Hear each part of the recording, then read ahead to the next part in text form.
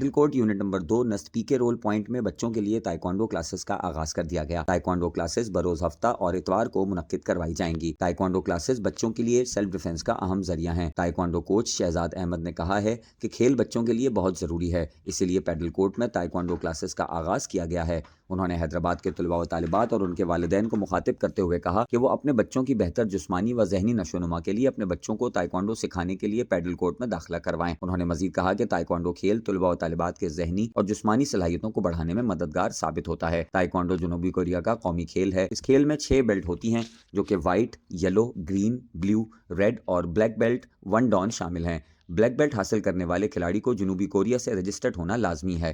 کھیل انسانی صحت پر اچھے اثرات مرتب کرتے ہیں۔ اس کھیل کو سیکھ کر طلباء و طالبات اسکول کے سالانہ اسپورٹس ڈے میں حصہ لیتے ہیں اور ڈیمونسٹریشن پیش کرتے ہیں۔